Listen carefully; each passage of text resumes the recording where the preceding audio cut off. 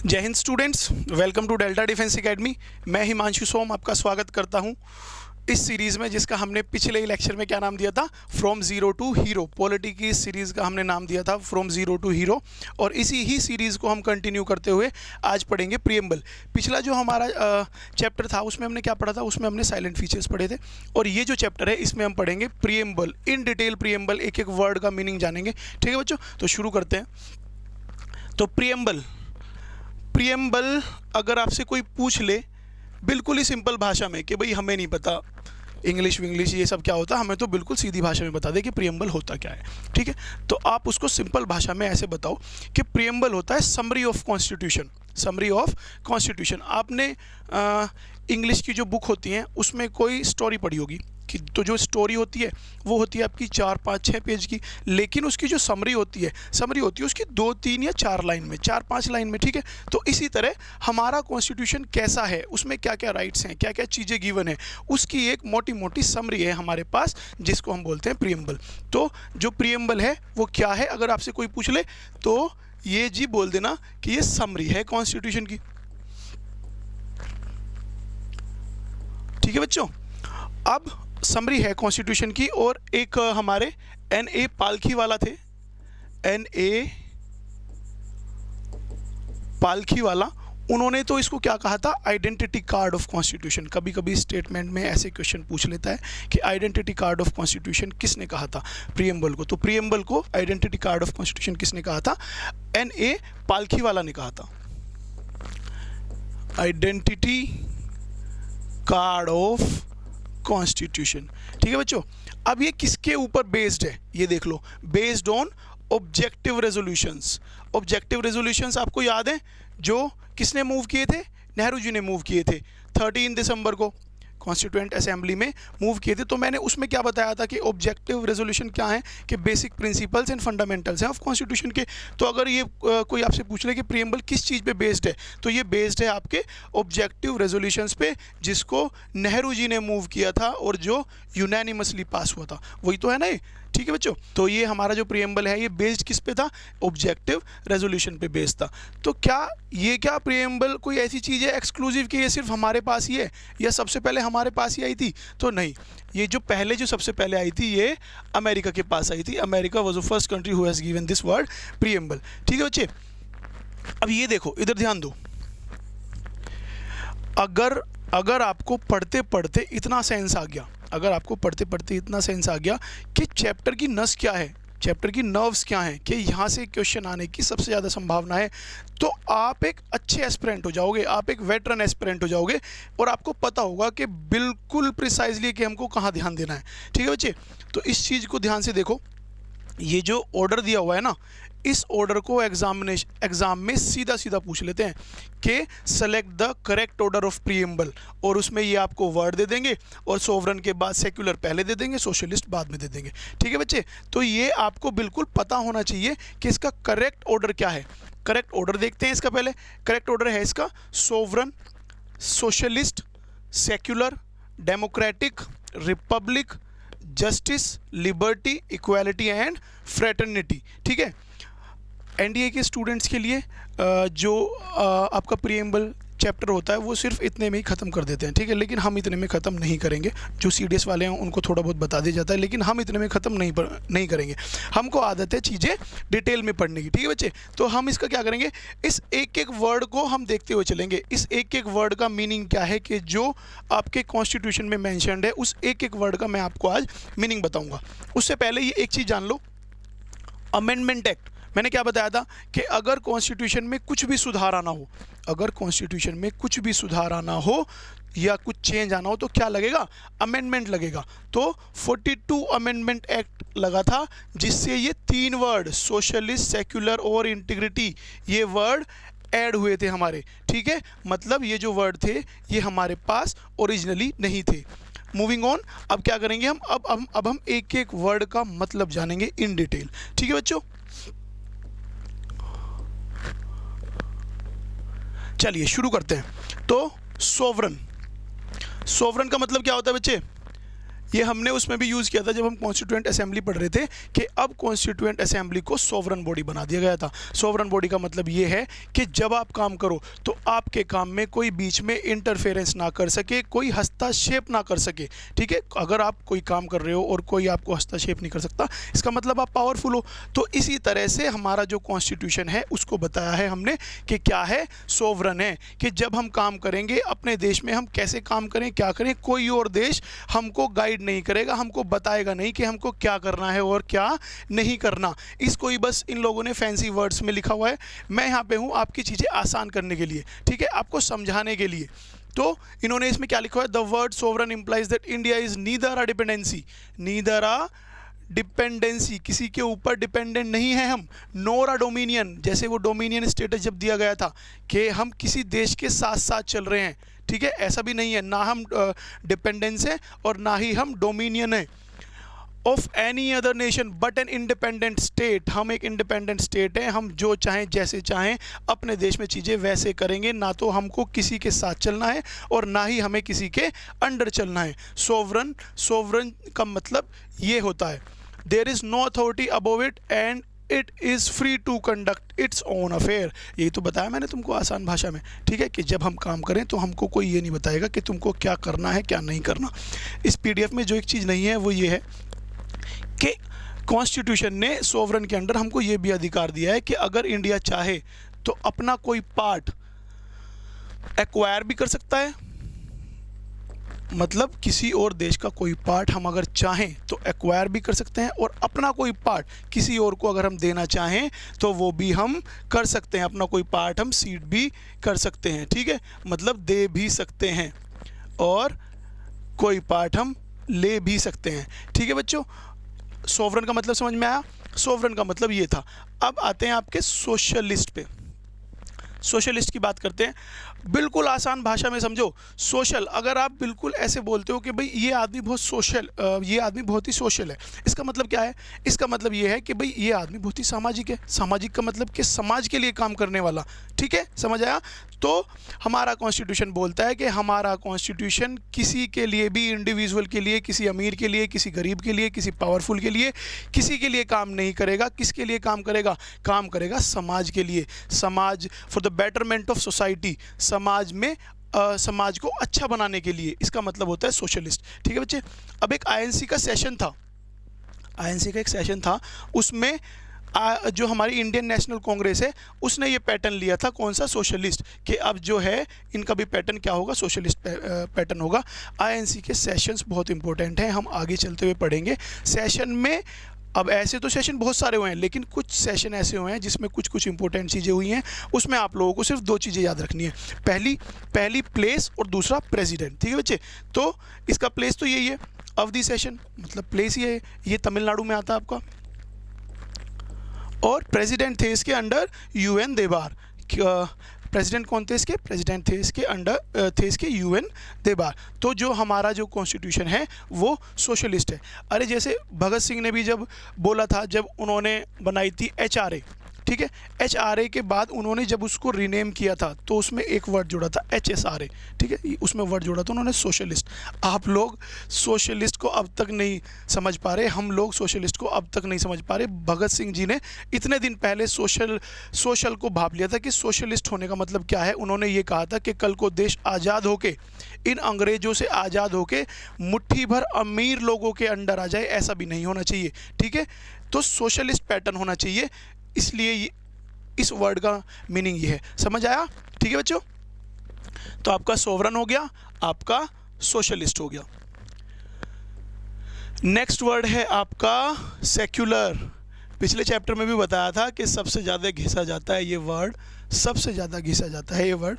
और सेक्युलर का मतलब क्या होता है कि स्टेट का रिलीजन क्या है, कि उसका कोई रिलीजन नहीं है। हम किसी एक पार्टिकुलर धर्म को नहीं बोलते कि भाई आप हिंदू हो या मुस्लिम हो तो सिर्फ हिंदू यहाँ रहेंगे, या सिर्फ मुस्लिम यहाँ रहेंगे, या सिर्फ क्रिश्चियन यहाँ रहेंगे।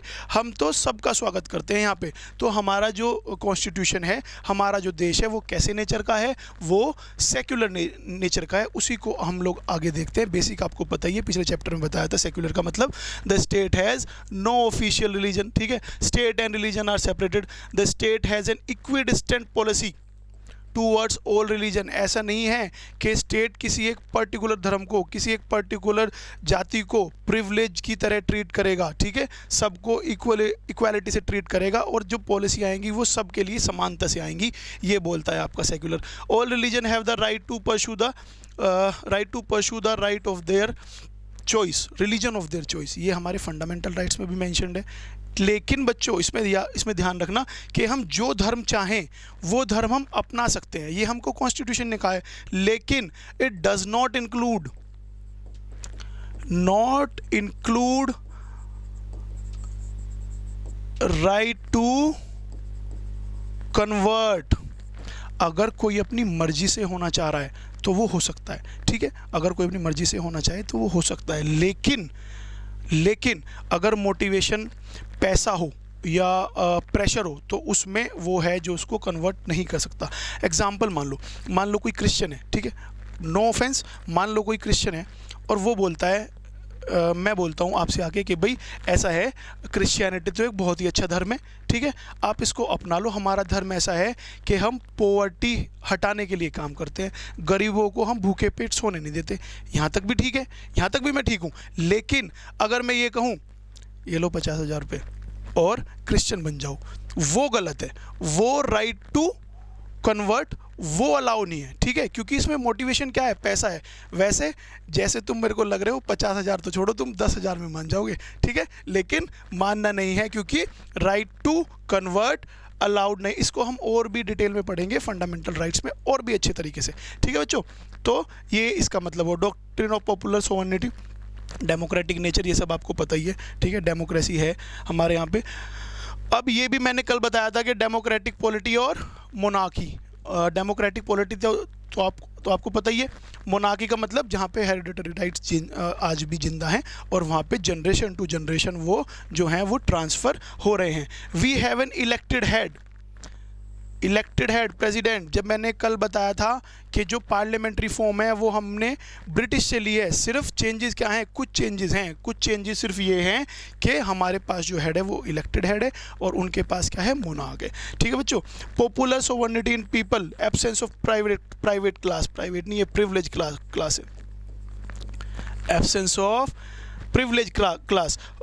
तो हमारे यहाँ पे जो सेंटर ऑफ फोकस है वो ना कोई पीएम है, ना कोई सीएम है, ना कोई प्रेसिडेंट है, ना कुछ है, ना पार्लियामेंट है। हमारे यहाँ पे जो सेंटर ऑफ फोकस है वो कौन है, वो पीपल है, यहाँ का आम नागरिक है, ठीक है बच्चों। तो इसका मतलब ये था आपका सेक्युलर का, समझ आया। चलिए आगे बढ़ते हैं, अगर समझ आया तो। इसी बीच में फ्री का ज्ञान, ये बताओ कि पिछली 2 वीडियो में मैंने शर्ट पहनी थी और आज मैं टी शर्ट पहन के आऊँ, बताओ क्यों? हाँ, मेरी मर्जी, ठीक है बच्चों। चलो जस्टिस पढ़ते हैं बच्चे। जस्टिस तो आपको पता ही है, आसान सी भाषा में क्या होता है, जस्टिस होता है कि जी इंसाफ, तारीख पे तारीख मत दो जज साहब, इंसाफ दो। जस्टिस का मतलब इंसाफ ही तो होता है, ठीक है। इसको ही इन्होंने पूरा डिटेल में एक्सप्लेन किया हुआ है, मैं आपको एक्सप्लेन करूंगा बिल्कुल आसान भाषा में, उसके बाद आपको मैं ये भी पढ़ के बताऊंगा। जस्टिस का मतलब इंसाफ, ठीक है। अब इन्होंने जस्टिस को जो है डिफाइन किया हुआ है 3 पैरामीटर्स पे, इकोनॉमिक, पॉलिटिकल एंड सोशल। तो बच्चों अगर 2 बच्चे हैं, ठीक है, सपोज करो 2 बच्चे हैं, एक बच्चा है जो जस्टिस को सिर्फ डिफाइन कर रहा है एक वर्ड में, जस्टिस को डिफाइन कर रहा है सिर्फ एक वर्ड में, और एक दूसरा बच्चा है जो जस्टिस को डिफाइन कर रहा है कि it can be defined on the broad parameters, on 3 broad parameters like political, economic and social. तो वो इम्पैक्ट डाल देगा, ठीक है बच्चों। ये सिर्फ जस्टिस में नहीं है, ये तो दिमाग में डाल लो कि अगर किसी भी चीज़ को डिफाइन करना हो तो उनको इन 3 आसान पैरामीटर्स पे अगर आप लोग डिफाइन करना सीख गए तो बहुत ही अच्छी बात है, वो आप फिर बहुत ही अच्छे एक स्पेस में होंगे, ठीक है। तो जस्टिस इन्होंने डिफाइन की है 3, उसमें मैं आपको बिल्कुल आसान भाषा में समझाता हूँ।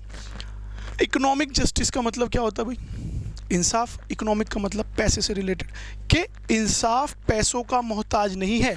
ऐसा नहीं है कि जिसके पास ज़्यादा पैसे हैं उसको इंसाफ मिलेगा और जिसके पास कम पैसे हैं उसको इंसाफ नहीं मिलेगा।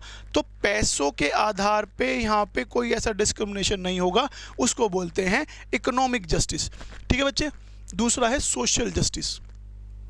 दूसरा है सोशल जस्टिस। सोशल जस्टिस का मतलब समाज के आधार पे। अब ऐसा है कि कुछ लोग कुछ बाय द टाइम मतलब लाइफ में अच्छा कर लेते हैं, लेकिन समाज में, गांव देहात में आज भी ये बात है कि समाज में उनकी कोई एक खास वैल्यू नहीं होती। तो उस आधार पे भी ऐसा नहीं होना चाहिए कि समाज में जो 4 लोग अच्छे से जाने जाते हैं उनको तो सम्मान मिल रहा है और इंसाफ मिल रहा है बहुत अच्छे से, और समाज में जो डिप्रेस्ड क्लास हैं उनको जो है इंसाफ नहीं मिल रहा, उसको बोलते हैं सोशल जस्टिस। तीसरा है political justice. Political justice, political rights कौन से होते हैं बच्चे? पॉलिटिकल जस्टिस, पॉलिटिकल राइट्स होते हैं आपके के राइट टू वोट और राइट टू कंटेस्ट इलेक्शन। ये आपके मोस्ट इंपॉर्टेंट पॉलिटिकल राइट्स हैं। ठीक है बच्चों। इसमें ऐसा है कि अगर आप वोट कर सकते हो बिना किसी डिस्क्रिमिनेशन के, ठीक है। और इसमें एक ये भी है कि right to contest elections. Right to contest elections का मतलब ये है कि अगर आप चाहो तो आप भी चुनाव लड़ सकते हो। कैसे? मान लो कोई पार्टी है और पार्टी आपको टिकट नहीं दे रही है, टिकट आपको नहीं दे रही है, क्या करो? निर्विरोध लड़ लो। आप इलेक्शन लड़ सकते हो, हारना जीतना इज अदर थिंग, ठीक है, लेकिन आप इलेक्शन कंटेस्ट कर सकते हो, ये आपका अधिकार है। तो अगर आप एमएलए का इलेक्शन चाहो, विधायकी का इलेक्शन चाहो, वो आप लड़ सकते हो नॉमिनेशन फॉर्म भर के। वोट चाहे आपको 4 ही मिलें मोहल्ले से बाहर, चाहे आपको 4 लोग ना जानते हो, लेकिन फिर भी आप जो है इलेक्शन कंटेस्ट कर सकते हो। हार जीत एक अलग बात है, उसको बोलते हैं क्या? Political justice. ठीक है बच्चों।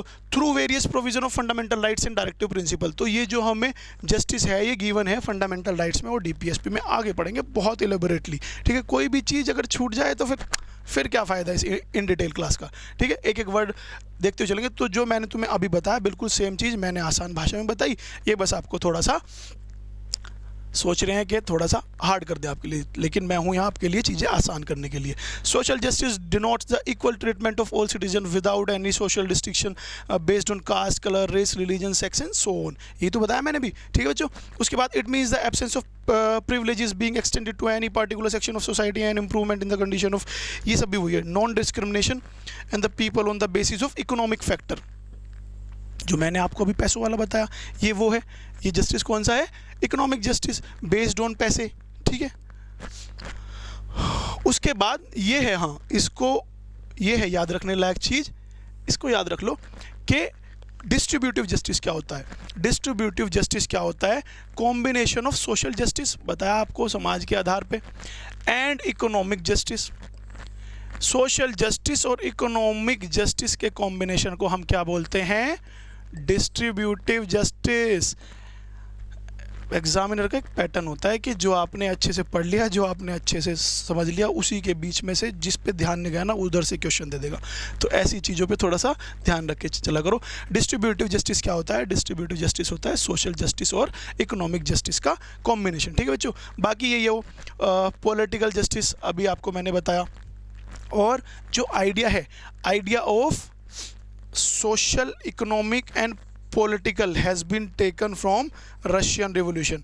तो ये जो आइडिया है justice, social, economic and political का, ये हमने कहाँ से लिया था? ये हमने लिया था रशियन रिवॉल्यूशन ऑफ, जो कि कब हुआ था? 1917 में हुआ था। ठीक है बच्चों। आगे बढ़े। हाँ जी आगे बढ़ते हैं। बोर तो नहीं हो रहे? अरे थोड़ा बहुत तो अगर हो भी रहे हो तो क्या किया जाए।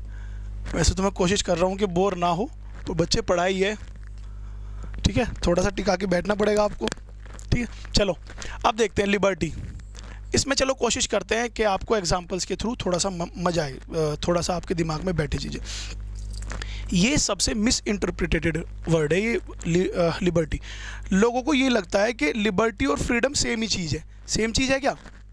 डिफरेंस है। डिफरेंस आपको हम लोग आज बताएंगे, लिबर्टी और फ्रीडम में क्या डिफरेंस है। फ्रीडम क्या है? फ्रीडम तो वो है कि भाई आप जो चाहे वो कर लो। ठीक है।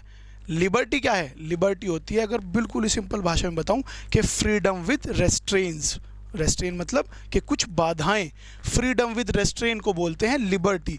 एग्जाम्पल देता हूँ आपको, शायद समझ में आ जाए। मान लो आपके पास गन है, हाँ गन वाले एग्जाम्पल ही देंगे। आपके पास गन है, ठीक है, लाइसेंस है आपके पास, लाइसेंस है, बुलेट्स भी होंगी, गोलियां भी हैं। जब सरकार ने आपको गन दी है, लाइसेंसी, बुलेट्स दी हैं, पर ऐसा है क्या कि आप जिसको चाहोगे उसको उड़ा दोगे? ऐसा है क्या? ऐसा नहीं है बच्चे, ठीक है। तो हमको क्या दिया है कॉन्स्टिट्यूशन ने? लिबर्टी दी है, यहाँ पे फ्रीडम नहीं दिया है कि आप सर्टेन केसेस में उस वेपन का यूज़ कर सकते हो, लेकिन ऐसा नहीं है कि आप जिसे चाहोगे उसे उड़ा दोगे, ठीक है। तो फ्रीडम विद रेस्ट्रेंट्स को बोलते हैं लिबर्टी। इसको बिल्कुल ही अगर सिंपल भाषा में होगा ना तो ये याद रखना कि फ्रीडम विद रेस्ट्रेंट्स, ठीक है बच्चों। तो ये है इसमें। और चलो एक एग्जांपल और लो। मान लो आप लोग स्टूडेंट्स हो, ये मेरे बच्चे हैं मान लो बैठे हैं, और इनको मान लो ये अपने रूम में है, ठीक है, अपने रूम में है, डोर इनके बंद हैं, पर्दे लगे हुए हैं और इनको डिस्टर्ब करने वाला कोई नहीं है। ये उस रूम में जो चाहे वो कर सकते हैं भाई, नाचें, कूदें, गाना चलाएं, ठीक है, शोर मचाएं। तो उस रूम में इनके पास हो गई फ्रीडम। अब ये क्लास में बैठे हैं, नाच सकते हैं क्या? कूदेंगे क्या? दही तोड़ दूंगा, ठीक है। तो इसलिए यहाँ पे इनके पास क्या है? हाँ, कोई डाउट हो पूछ सकते हैं, फ्रीडम ऑफ स्पीच है। किसी को कुछ एक मान लो वैसी कोई प्रॉब्लम है तो वो जा सकता है, ठीक है, बाथरूम में जा सकते हैं, लेकिन इमरजेंसी अगर प्रॉब्लम है तो उसमें जा सकते हैं। लेकिन फ्रीडम है क्या क्लास में? क्लास में फ्रीडम नहीं है, क्लास में लिबर्टी है। तो ये डिफरेंस होता है आपका, मैंने बिल्कुल आपको सिंपल भाषा में बताया, ये डिफरेंस होता है फ्रीडम और लिबर्टी में। इसी को बस इनके फैंसी वर्ड्स में देख लो। इन्होंने एक चीज़ और इसमें बताई होगी कि जब आपको सरकार लिबर्टी दे तो लिबर्टी के साथ साथ अपॉर्चुनिटी भी दे अपने आप को एनहेंस करने की, अपने आप को अपग्रेड करने की। अब आप लोग पूछोगे कि सर हमको तो नहीं ऐसी कोई अपॉर्चुनिटी मिली क्या आपको ऐसी कोई अपॉर्चुनिटी कि जो आप अपने आप को अपग्रेड कर सको, एनहेंस कर सको? नहीं मिली? अच्छा, ये जो फॉर्म्स निकले थे अभी एनडीए के, ठीक है, सीडीएस के फॉर्म निकलते हैं, यूपीएससी के निकलते हैं, ये सब क्या है? ये सब गवर्नमेंट आपको अपॉर्चुनिटी तो दे रही है। फॉर्म फिल करो, एग्ज़ाम क्लियर करो, कर लो अपने आप को अपग्रेड, कर लो अपने आप को एनहेंस, हो जाओगे। नहीं, कौन दे रहा है ये अपॉर्चुनिटी? गवर्नमेंट ही तो देती है, देश ही तो दे रहा है, ठीक है बच्चों। तो अब बस इसकी भाषा में आप लोग देख लो इन्होंने क्या लिखा है। Liberty is the term, liberty means the absence of restraints on the activities of individual and at the same time providing opportunities, यही तो बताया, at the same time providing opportunities for the development of individual personalities, ठीक है बच्चे, यही बताया ना हमने आसान भाषा में बिल्कुल। एग्जाम्पल याद रहेंगे, गन वाला और नाचने वाला। The preamble secures to all citizens of the India liberty of thought, expression, belief and worship through their fundamental rights। बताया ना मैंने, ये सब जो हैं कि लिबर्टी और इक्वालिटी और ये सब फंडामेंटल राइट्स में गिवन है। वहाँ तो बहुत डिटेल में पढ़ेंगे हम लोग, यहाँ पे तो फिर भी मैं सिर्फ एक एक वर्ड ही बता रहा हूँ, ठीक है। Enforceable in court of law in case of violation. Enforceable एक वर्ड होता है, जस्टिशिएबल, उसको देखेंगे अभी। लिबर्टी समझ आया बच्चों? Okay.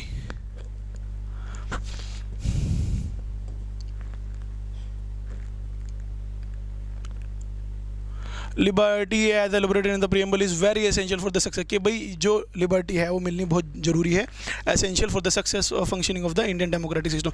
The liberty conceived by the preamble of the fundamental right is not absolute, not absolute. इसके लिए एक और ज्ञान सुन लो कि कोई भी चीज़ पॉलिटी में अगर ये आपसे कह देना कि एब्सोल्यूट है, बच्चे एब्सोल्यूट तो कुछ भी नहीं है, एब्सोल्यूट तो फंडामेंटल राइट्स भी नहीं है, डीपीएसपी भी नहीं है। एब्सोल्यूट पहले हम फंडामेंटल राइट्स में बड़ी बड़ी बातें करेंगे कि भाई यहाँ पे सब इक्वालिटी है और ये है, ठीक है। उसके बाद हम फिर एक्सेप्शंस में आएंगे कि यार ये लोग हैं जिनको हम स्पेशल ट्रीट करेंगे, ठीक है। तो एब्सोल्यूट तो कुछ भी नहीं है। फंडामेंटल राइट्स में जो एक्सेप्शन होते हैं वो एनडीए में नहीं होते, सीडीएस में नहीं होते, लेकिन मैं ज़रूर पढ़ाऊँगा, ठीक है, मैं पढ़ाऊँगा, क्योंकि अब अपन अलग कैसे होंगे जब इन डिटेल पढ़ेंगे। एनडीए वालों को भी अगर एक्सेप्शन आते होंगे तो सोचो क्या माहौल होगा, ठीक है। तो वो ही पैदा करने के लिए हम यहाँ पे हैं, माहौल पैदा करने के लिए, ठीक है, ज़्यादा दिमाग ना चलाओ। तो एब्सोल्यूट बट नॉट क्वालिफाइड। एक यूपीएससी का पैटर्न मैं आपको और बताता हूँ, एक यूपीएससी का पैटर्न ये भी है, इसको ध्यान रख लेना कि हाँ किसी ने बताया था कि अगर कोई एक्सट्रीम स्टेटमेंट आ जाए कि ये तो बिल्कुल एब्सोल्यूट है या ये तो होगा ही होगा, एक्सट्रीम स्टेटमेंट यूपीएससी में 99% गलत होते हैं, उसको गलत टिक करके आना, ठीक है। लेकिन 99.9 इसलिए कहा मैंने कि एब्सोल्यूट कुछ भी नहीं। अरे एब्सोल्यूट तो यार लाइफ में कुछ नहीं है, छोड़ो तुम कॉन्स्टिट्यूशन को। कोई अगर एब्सोल्यूट ब्रिलियंट है, कोई ऐसा आज तक है कि भाई ये स्टूडेंट तो एब्सोल्यूट ब्रिलियंट है, ये आज ब्रिलियंट है, कल को पता नहीं लाइफ कैसे टर्न ले, ये ब्रिलियंट ना रहे, ठीक है। कोई ये तो एब्सोल्यूट गरीब है कि भाई ये आज कि ये पूरे जीवन ही गरीब रहेगा, नहीं, क्या पता क्या हो जाए, ठीक है, कल को ये अमीर हो जाए। तो एब्सोल्यूट तो इसमें तो छोड़ो, लाइफ में भी कुछ नहीं है, ठीक है बच्चों। The ideal of liberty, equality and fraternity, ये 3 वर्ड हैं, liberty, equality and fraternity in our constitution has been taken from French revolution. हमने सबसे कुछ ना कुछ लिया है, ठीक है। तो ये जो तीनों वर्ड हैं ये हमने कहाँ से लिए हैं, ये क्राइम मास्टर गोगो हैं, आए हैं, हम लोग ऐसे थे कि क्राइम मास्टर गोगो आए हैं तो कुछ ना कुछ लेके जाएंगे। तो हमने फ्रेंच रेवोल्यूशन से क्या लिया था, लिबर्टी, इक्वालिटी एंड फ्रेटर्निटी, जो ये वर्ड हैं ये हमने फ्रेंच रेवोल्यूशन से लिए थे, ठीक है बच्चों। आगे चलते हैं। इक्वालिटी वर्ड से ही आ गया होगा समझ में कि भाई सबके साथ इक्वालिटी हो और वो सब समानता का आधार, ठीक है। फंडामेंटल राइट्स में 14 से लेके और 18 तक जो आपके हैं वो इक्वालिटी है।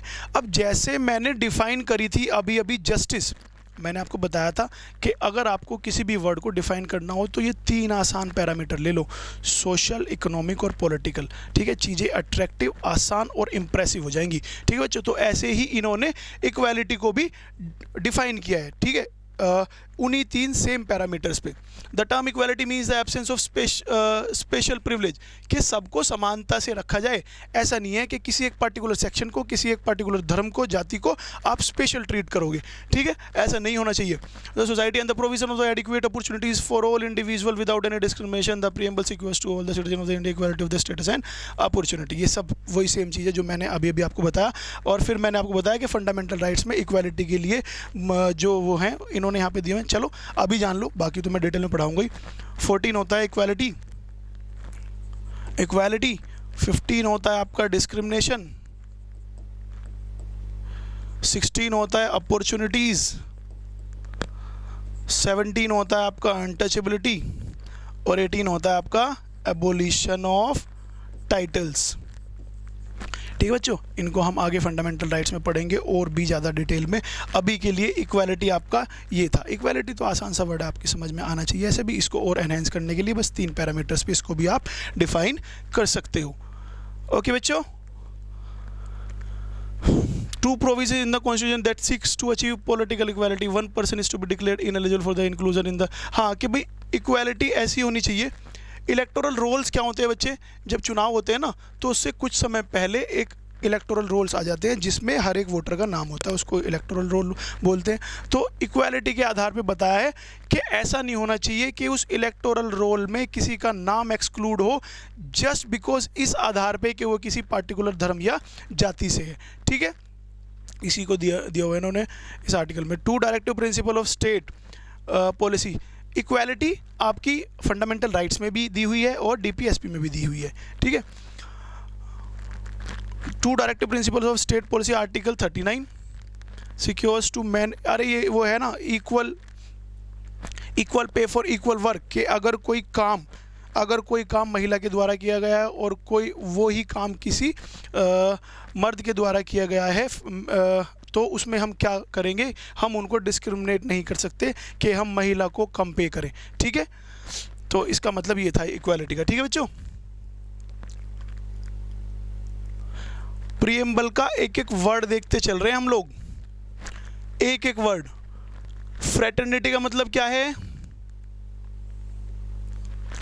फ्रेटर्निटी का मतलब क्या है, आसान सी भाषा में बताऊं, सेंस ऑफ ब्रदरहुड या भाईचारा। बच्चों ये इंडिया को ऐसा बोला जाता है कि India as a country of peculiarities, ये हमारा जो देश है वो विभिन्नताओं का देश है, ठीक है। तो ये अभी से एकदम से विभिन्नताएं नहीं आई, ये शुरू से हैं। जब हमारा कॉन्स्टिट्यूशन बना तब भी कि यहाँ पे बहुत सारे धर्म हैं, बहुत सारी जाति हैं। तो इरिस्पेक्टिव ऑफ दैट आप फिर भी, आप भले ही अलग अलग धर्मों से हो, फिर भी आप भाईचारे से रहना, सेंस ऑफ ब्रदरहुड, फ्रेटर्निटी का मतलब वो होता है, ठीक है। और इसी चीज़ को प्रमोट करने के लिए हमने सिंगल सिटीजनशिप दी है। यहाँ होगा कहीं फीलिंग ऑफ, हाँ ये रहा सिंगल सिटीजनशिप, ठीक है। कि सिटीजनशिप एक ही है, वो धर्म नहीं देखती आपका कि आप किस धर्म से हो या किस जाति से हो। तो भाईचारे से हमको रहना है, फ्रेटर्निटी ये बोलती है हमारे प्रीएम्बल में। The personality of every individual is sacred. के मुंशी, अरे के मुंशी से कुछ याद आया? मुंशी जी तो हमने वहाँ काम पे लगा रखे थे कॉन्स्टिट्यूएंट, किस में, ड्राफ्टिंग कमेटी में काम पे नहीं इनको लगा रखा था कि एक तो हमको मुंशी जी भी चाहिए, यही तो थे वो के मुंशी जी। तो इन्होंने क्या कहा कि हर एक इंडिविजुअल की जो पर्सनैलिटी है वो सेक्रेड है। एक इंडिविजुअल की जो पर्सनैलिटी है वो कोई दूसरा इंडिविजुअल ख़राब नहीं कर सकता किसी भी कीमत पे। अगर मैं हूँ तो मेरी इंडिविजुअल जो पर्सनैलिटी है, या इसमें कहीं पे डिग्निटी भी होगा, ये रहा डिग्निटी है, मेरी जो पर्सनैलिटी है, मेरी जो डिग्निटी है, उसको, वो सेक्रेड है, उसको कोई भी ख़राब नहीं कर सकता। अगर देश का पीएम भी है तो वो भी बिना किसी बात, अगर मैं गलत नहीं हूँ, अगर मैं अपनी जगह सही हूँ, मैंने अगर कोई क्राइम नहीं किया है, तो जो है हम इसको ख़राब, वो मेरी भी जो है पर्सनैलिटी को या फिर डिग्निटी को ख़राब नहीं कर सकते। ये भी फ्रेटर्निटी में ही गिवन है, डिग्निटी और पर्सनैलिटी। अब बच्चे बोलेंगे कि सर हमारी भी जो पर्सनैलिटी है वो भी बिल्कुल सेक्रेड है, तो आप हमारी बेइज्जती मत किया करो या ऐसे मत बोला करो। अभी भी बता रहा था ना मैं तुम्हें, एक्सेप्शंस हैं, मैं एक्सेप्शन में डाल के बेइज्जती करूँगा, ठीक है बच्चों? हाँ सही है, समझ आया ये फ्रेटर्निटी का मतलब, समझ में आया? तो वर्ड्स तो हो गए आपके, ये एक एक वर्ड आपको बिल्कुल इन डिटेल समझाया गया है एग्जाम्पल से, ठीक है। इससे ज़्यादा प्रीएम्बल में कुछ बताया नहीं जा सकता। इससे ज़्यादा अगर आप किसी भी यूपीएससी एग्ज़ाम की तैयारी कर रहे हो तो it is more than enough, it will suffice, ठीक है। इससे ज़्यादा अब आप लोग क्या पढ़ोगे, एक एक वर्ड को बिल्कुल इन डिटेल में कराया गया है। इसके बाद भी चलो एक थोड़ी सी चीज़ देख लो, सिग्निफिकेंस क्या है इसकी, कि ये पार्ट है या नहीं है, सिग्निफिकेंस देखो इसकी, ठीक है। ये तो कुछ स्टेटमेंट हैं कि जो कभी कभी स्टेटमेंट भी पूछ लेता है यूपीएससी, के अलादी कृष्ण स्वामी अय्यर ने प्रीएम्बल को क्या कहा था कि व्हाट वी हैव थॉट और ड्रीम्स, कि ये हमारे सपने जैसा है, जैसा हमने सपने में सोचा था। के एम मुंशी ने इसको हॉरोस्कोप कहा था, हमारी जो सोवरन डेमोक्रेटिक है उसको क्या कहा था कि ये उसका हॉरोस्कोप है। पंडित ठाकुर दास ने इसको सोल ऑफ कॉन्स्टिट्यूशन कहा था, ठीक है, सोल, आत्मा। अब इम्पोर्टेंट ये है केस, इसको याद रख लेना एक्सक्लूसिव नॉलेज के लिए। सुप्रीम कोर्ट के जजमेंट्स बच्चे डिफेंस एग्ज़ाम में कम पूछे जाते हैं, ये सिविल्स के लिए ज़्यादा होते हैं। लेकिन इनको पढ़ने में कितना टाइम लग रहा है? इनको पढ़ने में 5 मिनट नहीं लगेंगे, लेकिन इन 5 मिनट की कीमत है बच्चों। इन 5 मिनट के बाद प्रीएम्बल क्या है वो तो उतना सब ही बता रहे हैं। अगर आप सुप्रीम कोर्ट के जजमेंट्स के साथ बताओगे तो आप एक्सक्लूसिव हो जाओगे, ठीक है। कि इस रूम में जो जजमेंट्स हैं सुप्रीम कोर्ट के वो भी किसी बच्चे को पता है, और अगर वो आपको बच्चा कहीं दिखे तो समझ जाना वो हिमांशु सोम ने पढ़ाया था। अगर एनडीए का कोई ऐसा बच्चा हो जो आपको एक्सेप्शन भी बताए और आपको सुप्रीम कोर्ट के जजमेंट्स भी बताए, ठीक है बच्चों। तो एक केस था सुप्रीम कोर्ट का, बेरुबरी यूनियन केस 1960 का। इसने क्या कहा था कि जो प्रीएम्बल है वो नॉट अ पार्ट, हमारे कॉन्स्टिट्यूशन का पार्ट ही नहीं है। सुप्रीम कोर्ट ने अपने इस जजमेंट में कहा था बेरुबरी यूनियन केस 1960 में कि जो प्रीएम्बल है वो पार्ट ही नहीं है कॉन्स्टिट्यूशन का, ठीक है। उसके बाद अपने जजमेंट को ठीक करते हुए 1973 ये जो केशव नंदा भारती केस है ना, इसको तो बच्चे रट लेना, ये पॉलिटिकल हिस्ट्री में सबसे इम्पोर्टेंट जजमेंट है, सबसे इम्पोर्टेंट जजमेंट किसी भी चीज़ का हो, केशव नंदा भारती केस जो है उसका कुछ ना कुछ से आपको वहाँ पे ज़रूर मिलेगा। तो इसने कहा था कि yes it is a part of constitution, कि ये पार्ट है किसका, कॉन्स्टिट्यूशन का। प्रीएम्बल पार्ट है कॉन्स्टिट्यूशन का।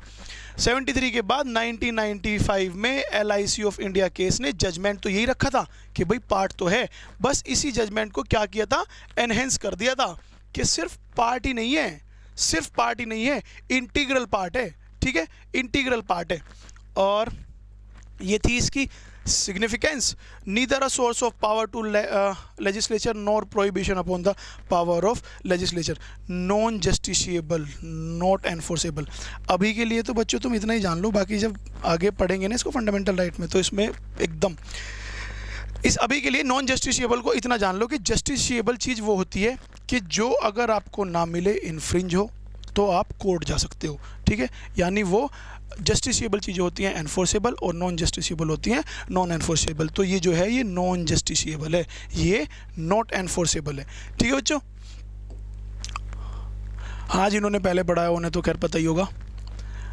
क्लियर। सिग्निफिकेंस देख ली, ये लास्ट है, इसको देख लो। अमेंडेबिलिटी, इसको देख लो। अमेंडेबिलिटी, अमेंडेबिलिटी का मतलब मैंने आपको क्या बताया था कि अगर कुछ सुधार लाना हो, कुछ चेंज लाना हो तो अमेंड लगेगा। अब इसमें बस ये हमको बता रहे हैं कि ये अमेंड हो सकता है प्रीएम्बल या नहीं हो सकता है। अरे चैप्टर के स्टार्टिंग में ही तो पढ़ा था, क्या पढ़ा था कि जो 3 वर्ड थे वो ऐड हुए थे, ऐड हुए तो उसका मतलब क्या है कि अमेंड हो चुका है 42 अमेंडमेंट एक्ट से, जो वो 3 वर्ड आए थे, ठीक है। After the judgement of the केशन of the Bharati it was accepted preamble is a part of constitution, ये तो हमने पढ़ा ही है। अब इन्होंने कहा था कि preamble can be amended under article 368 में याद करो, कल बताया था मैंने। 368 को अगर कोई पूछ ले कि क्या है, कि ये अमेंडमेंट्स होते हैं इसके अंदर, पर इसके अंदर सिंपल मेजोरिटी वाला कंसेप्ट नहीं आता, स्पेशल मेजोरिटी आएगा और special majority plus ratification of half of the states वाला आएगा, ठीक है। As of now the preamble is only amended once, आज तक सिर्फ एक ही बार अमेंड हुआ है, जब वो 3 वर्ड ऐड हुए थे। The term socialist, secular and integrity were added to the preamble through 42 amendment act, ये हमने आपको बताया ही है। Socialist and secular were added between sovereign and democratic, अरे हाँ ये तो मतलब जो ऑर्डर है उसके हिसाब से इन लोग ने बताया हुआ है कि सोशलिस्ट और सेक्युलर जो है वो किसके बीच में ऐड हुए थे, इन दोनों के। और यूनिटी ऑफ नेशन को चेंज करके क्या करा गया था, unity and integrity of nation. तो बच्चों ये था आपका प्रीएम्बल इन डिटेल। आपको मैंने एक एक वर्ड समझाने की कोशिश की है और कोशिश करने वालों की कभी हार नहीं होती, ठीक है बच्चों। तो इस सीरीज़ में ये दूसरा लेक्चर था इसका, जिस सीरीज़ का हमने नाम रखा है फ्रॉम ज़ीरो टू हीरो। तो अगला जो चैप्टर होगा उसमें अब इन सीक्वेंस आर्टिकल से पढ़ना शुरू करेंगे, आर्टिकल 1 से लेके, ठीक है। और अगला जो चैप्टर होगा वो आपका मैं उसी के हिसाब से लूँगा। और तब तक के लिए मेरी महंगी घड़ी में टाइम हो गया है, तो प्रीएम्बल होता है आपका ख़त्म। आपकी मैं 1 मिनट लूँगा और ये कहना चाहूँगा कि मेरे जो ऑफलाइन स्टूडेंट्स थे, मैं जब एकेडमी में आया था तो मैंने क्या किया था कि मेरा जो फ़ोन नंबर है, ठीक है, एक तो सिर्फ कहने वाली बात होती है कि बच्चे अगर तू पढ़ रहा होगा 12 बजे, 1 बजे, 2 बजे तो तू मेरे को फ़ोन कर लेना, और मैं अगर तू पढ़ रहा है और तेरे को अगर कुछ डाउट है तो मैं वो तेरा डाउट बताऊँगा, ठीक है। मैंने वो चीज़ उसके साथ जस्टिस करने की कोशिश की है। और एकेडमी के अगर किसी बच्चे ने मेरे को 12 बजे फ़ोन किया, 1 बजे फ़ोन किया, 2 बजे फ़ोन किया, आधे घंटे, 1 घंटे, उसको मैंने कोशिश की है चीज़ें उसकी समझाने की, ठीक है। अब मैं पढ़ा रहा हूँ ऐसे करके ऑनलाइन में, ठीक है। तो सिर्फ उस जस्टिस की भावना से ही लेके कि अगर आप पढ़ रहे हो, मेरा लेक्चर देख रहे हो, नोट्स देख रहे हो, और अगर आपको कोई चीज़ समझ में नहीं आ रही तो आप मेरे को कांटेक्ट कर सकते हो किसी भी टाइम। आपको अप्रिशिएट करनी है वीडियो, या फिर अप्रिशिएट नहीं करनी, क्रिटिसाइज़ करनी है, या फिर कुछ बताना है, ठीक है। तो ये कुछ जुड़ने के माध्यम है जिससे आप जुड़ सकते हो। अगर आपको इंस्टाग्राम से जुड़ना है तो इंस्टाग्राम पर आप मेरे को अपनी जो वो है, मतलब कुछ भी अगर प्रॉब्लम है, पढ़ रहे हो किसी भी टाइम, himanshu.som के नाम से है, himanshu.som।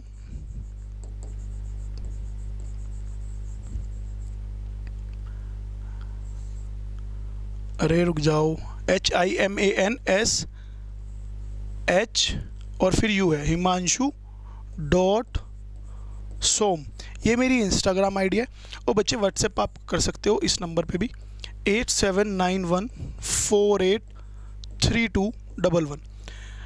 पढ़ते वक्त अगर आपको कुछ भी दिक्कत हो, कोई भी वर्ड समझ में ना आए, कैसे भी हो, फील फ्री टू आस्क। मैं कोशिश करूँगा कि जैसे मैंने और बच्चों के डाउट लिए हैं आपके भी मैं इसी तरह से ले सकूँ, ठीक है बच्चों। धन्यवाद।